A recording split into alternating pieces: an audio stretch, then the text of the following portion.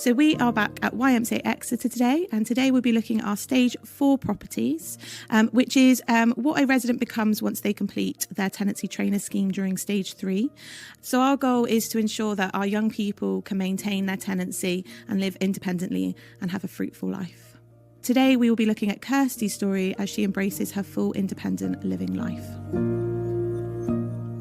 Here we are at the garden. This space has been a very important part of my journey. Let's go in then and take a look. A big heavy gate. And in we go. Oh my gosh. Raised beds.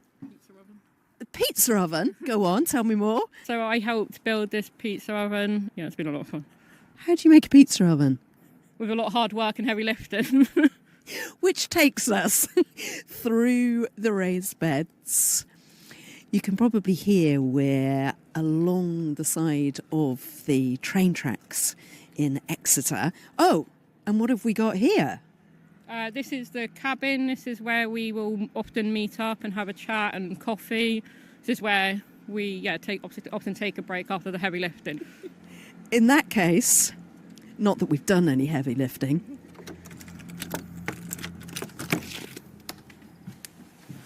Here we go. Lovely. Ooh, this is warm and cosy.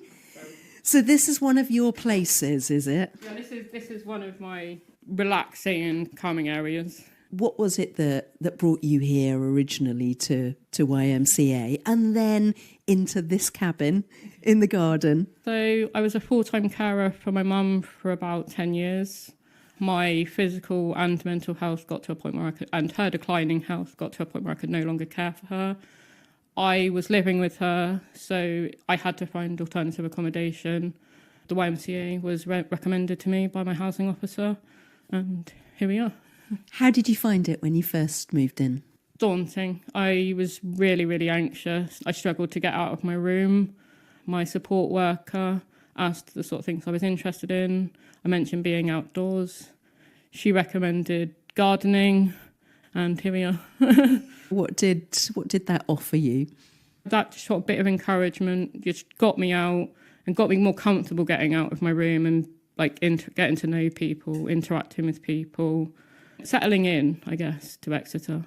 How long did that take? It took a couple of weeks. It was actually quite quick to feel settled once I started getting involved. So what do you make of the kind of support and opportunities that the YMCA gave you? They've been amazing. I've had nothing but the greatest support and encouragement. Yeah, they've been amazing.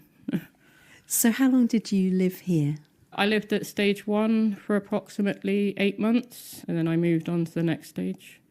Did you change in that time? Massively. I was ready to move on, ready to live with people, have a bit less hands-on support, but it's still there if you need it, and just making those smaller steps ready to move on to living independently. So you're doing that now? Yes. How is it?